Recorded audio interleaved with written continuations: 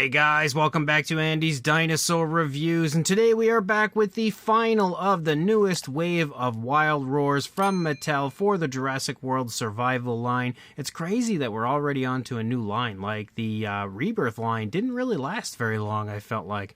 But it is what it is. Again, onto bigger and maybe better things, I don't know, because now we have all sorts of weird mutated dinosaurs, and this time we have the Ceratosaurus, and I actually think this one looks really cool and might be my favorite of the line so far, at least as far as the Wild Roars go. Package-wise, it's pretty much your standard stuff. Here on the back, you can see it almost looks like our Ceratosaurus is on fire or being assaulted with lava. And then down here, you can see an image, basically a checklist of the other figures that are out for this wave, and again, you can check out all of these on my channel right now. So let's go ahead, pop this out of the packaging, and we'll check it out. So here is our new Ceratosaurus, and it looks pretty interesting. It definitely looks cool with the kind of mutated sort of a look it has. It also has some pretty nice paint apps until you reach the tail. But my biggest problem with this one is look at how short the tail is. It is super short. How is Mattel somehow going backwards when it comes to their improvements? Like, some things they have improved, like the feet and everything, but like that tail length is just despicable. They really are skimping out on the tail length on these newer figures, and I kind of felt that was the case with the Afrovenator, and it's definitely the case with the Ceratosaurus. It does still look cool, but that tail length is really a big problem for this one. But if we bring it in, we start with a closer look here in the head sculpt. You can see the head sculpt does look really quite nice. Obviously, one of the biggest features that are different about this is the size of the crest, as well as that horn right there on the snout. The horn is significantly larger than any horn we've seen on any of the older Ceratosaurus figures. It also has a very bumpy, very interesting texture to it. It does have a light tone there for the horn, which is nice. We can see the nostrils sculpted out right there on the tip of the snout. As you move back, again, you can also take note to how big the crests are, which do look pretty cool. They don't have any alternate coloration, just basically a light gray here in the face, but there is a darker gray that patterns and kind of like splotches through the face that you can see there around the eye area. Some nice creases to the skin around the eye area. We as well have a yellow eye with a darker, it looks like a black pupil, and it is almost slightly off center there on the eye, which is surprising because I haven't really seen any misplaced eyes from Mattel in a while, and I just complimented them in my last review, I think, for their placement of their eyes, and now I go and see that on this one. But we do, of course, also have larger teeth, and one thing I have noticed with these newer figures is some of them actually have extra material, which you can see some of the teeth here having a little extra material. I haven't seen that on Mattel up until this point, or at least I never noticed it until this newest wave of figures. It does have those softer, more flexible teeth, which means they do look a little bit sharper, which is also nice. Inside the mouth, there is a beautiful pinkish tone everywhere in here, as well as a very nicely textured tongue, which looks pretty good. A nice little satin shine as well to kind of give it that saliva-like look. The teeth on the lower jaw also look pretty good. Again, as you move through, we have the light gray for the face, but as you lead into the lower jaw, you actually have like a black. I said originally this is like a darker gray, but it's more of a black now actually looking at it, and we do see that here for the lower jaw. Moving down into the throat, again, the skin detail is definitely quite nicely done, very rough and rugged.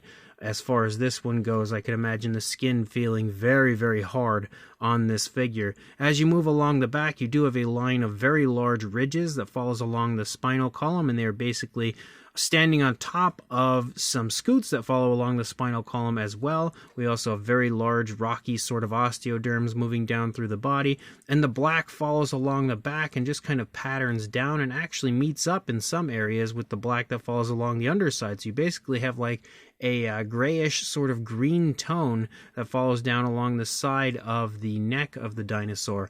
Moving down into the body, also you do have articulation, but yeah, I figured that was going to be part of the action feature. So just down and up articulation here in the neck. Basically not even up really, because it stays like that, and then you push it and it goes down and opens the mouth for a jaw snapping action feature. But as you move back, again, you've got some pretty nice scale detail that my camera didn't want to focus on. We also have the black following again along the back and then kind of patterning and striping down here, as well as the black following along the underside and continuing to pattern through as well, again on both sides of the figure. And I think the coloration does actually look really quite cool. Also, There is the Facts app code for you to add this one to your collection. As you move down into the arms look pretty nice. We definitely have some very reptilian style scale detail as you move down through the arms. We can see the elbow right there, the muscle definition shown off. We as well have some nicely sculpted fingers here for the Ceratosaurus. The claws have a fairly genuine sharp look to them, and surprisingly there's like no scoots down the fingers. It's just like traditional scales, which is actually kind of a breath of fresh air when you always have the scoots moving down the fingers. When we move the leg back, you can see again how that black continues to follow along the underside, kind of striping up into the sort of lighter tones of the body. As we lead back into the leg, we still have more of those dark tones actually kind of striping through the thigh and then overtaking the leg completely at the knee area. We do, of course, have the lighter tones up here, some kind of larger rocky scales showing up here and there as well. Again, the muscle definition looking quite nice, and that darker tone then overtakes the entire leg as you move down into the foot. We do have some scoots down the toes as well as some fairly decently sculpted nails.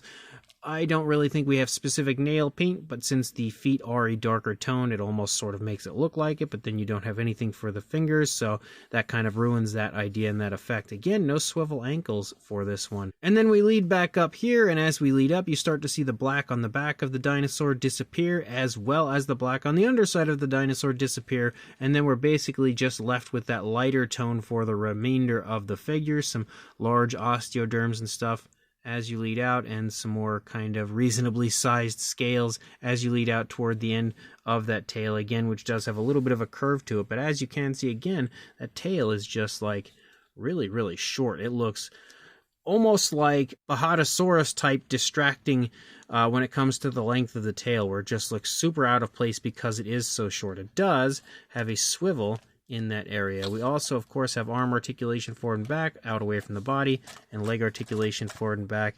And it does sort of wiggle, but not a whole lot when it comes to moving out away from the body. Obviously, this side's going to look pretty much the same as the first side did, with the biggest difference just being the fact that we do have a button there in the stomach, as well as the leg trailing, whereas it was leading on the other side.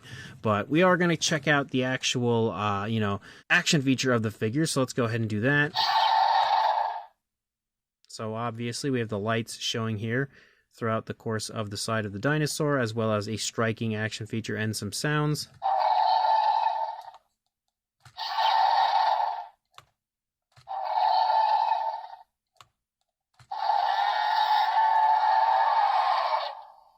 So definitely quite a few noises that we have for the Ceratosaurus, which again are pretty fun. And I just turned it around. I'm actually going to turn it back this way because with the tail curving toward us, it'll be a little easier to measure from this side. So for a length about 12.5 inches or around 32 centimeters, and then for a height to the tip of that horn about 5.25 inches or 13.5 centimeters. For a size comparison, there is Mr. Papo T-Rex, the Attack Pack Colovosaurus, Robert Muldoon, and the Collect Day Human Being next to our Wild Roar Ceratosaurus. And you can see again, it's got a pretty decent size to it, but it's not like overly gigantic or anything like that. And for another size comparison, that'll give you, I think, a better idea for the size. We have an older Ceratosaurus from Mattel, which you can obviously see again is a little bit smaller. The newer version is definitely a little bit bulked up and more intimidating looking. I guess that's part of the process of it being mutated, but you'll also notice how much better the tail length was on the older Ceratosaurus compared to the incredibly short and very distracting tail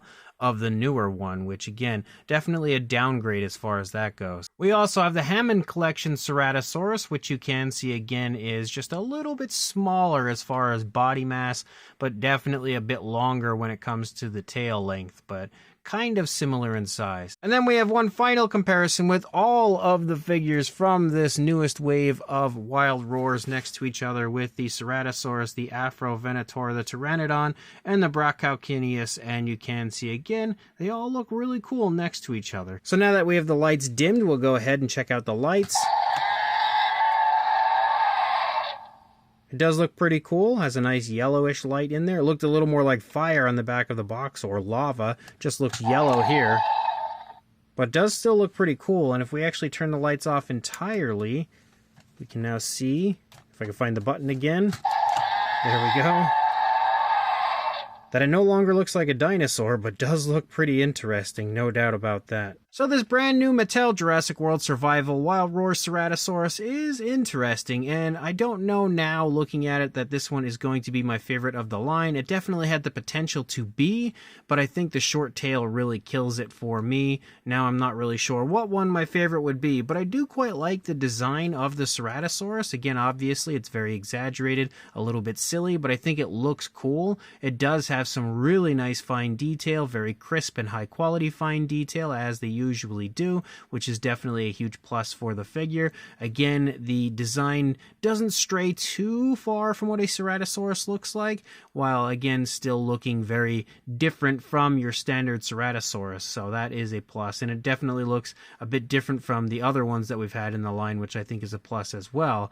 But again, if you're looking for accurate dinosaurs, I wouldn't buy anything, well honestly, from the Jurassic World line as a whole, but definitely not from the Survival line. But if you're looking for something a little bit different than what Mattel has been delivering for a little while, this is definitely a cool way to go. And of course, the paint job on this one is really nicely done, if you ask me, outside of the fact that the tail doesn't have any coloration on it. But I like that they did include so much patterning from the top to the bottom of the dinosaur all the way out as you lead into the tail before disappearing. I think that looks really nice. The articulation is pretty decent, but nothing really to brag about.